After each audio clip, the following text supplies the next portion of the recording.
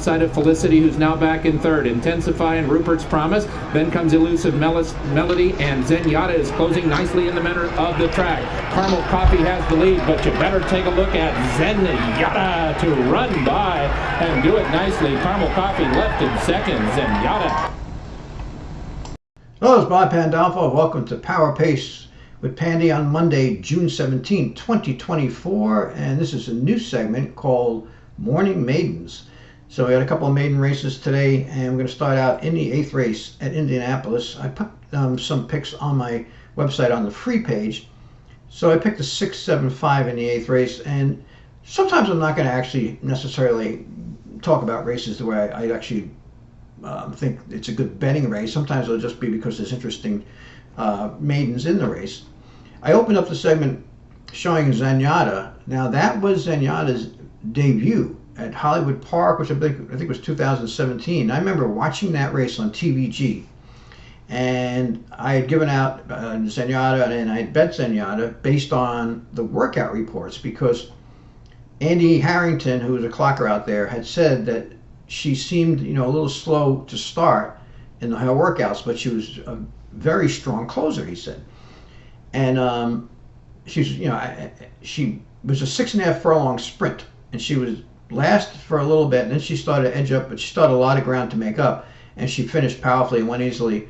And I remember after the race, the guys on TVG says, she looks like a promising filly, but I remember thinking to myself, this is definitely either a grade 2 or grade 1 stakes horse. Had no idea, of course, that she was going to win 19 races in a row at the time, but it was a very impressive debut. She really made up a ton of ground in the last quarter. So I'm going to look at the 8th race at Horseshoe Indianapolis. Now, some of the outside horses were scratched. The horse that I think is the most interesting here, and the horse I put on top, is Lauriston. Now, Brendan Walsh has been coming in here. As you can see, he has 4 wins and 1 second and 9 starts. So he's shipping in to win. These are not prep races. He's adding blinkers. Now this horse, this filly, first of all, she's nicely bred. You can see she has a $200,000 sire, which means that the stud fee for this Irish sire, this horse is bred in Ireland, is $200,000. So this is a well-bred horse. Now the problem this horse has had, first of all, she's a little green. She tends to break slow, and then she's rank. So as you can see here, hesitated, very rank, here pulling.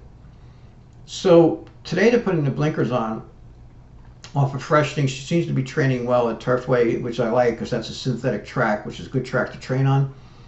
Probably going to be more forwardly placed, I would think, with the blinkers. Instead of trying to hold her where she's going to get rank, they're probably just going to let her give her head today. That's my guess with the blinkers on and the fact that she's been pulling.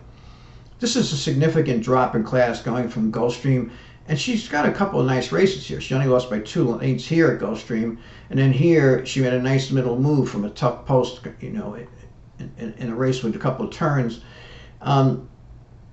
There's a well-bred horse in this race too, Cararahu. This horse, Wilton Bassett, is a top sire in France. And this trainer, Jonathan Thomas, is a very good trainer. He can win first time out, going a distance like this. So I put that one second, and then the 10 horse and the 5 horse look okay in this race. So I put the 5 third, Argentinian Dad, as you can see here. Churchill Downs, face better, hasn't done much running, but this is a drop in class, so he might come on here. If the first time starter doesn't run, maybe the 5 or 10 will come in second, but I think Lauriston's probably set for a good race. So now we'll go over to the other race that I like today, which is at Presque Isle Downs, which is the 4th race. There weren't any other interesting maiden races as far as pedigrees and everything that I saw today, so I'm just sticking with races where I thought they were pretty interesting, these 2 races.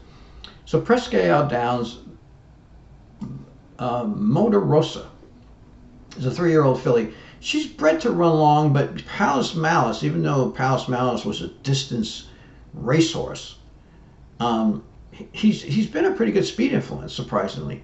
So this horse showed good speed in debut and tired, but that was at Churchill Downs as a 2-year-old, and then came back and finished second at Pimlico last time. Has good pace figures. Now this trainer, Riley Mott, is Bill Mott's son. Now he worked for his father, his Hall of Fame, trainer father, Bill Mott, for many years. He's in his 30s. He's just starting out on his own, but he's off to a pretty good start.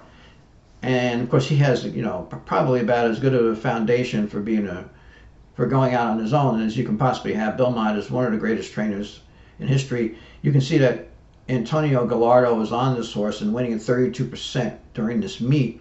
So the only problem is the horse is going to be a short price, but nicely bred horse, for a Presque Isle Downs race.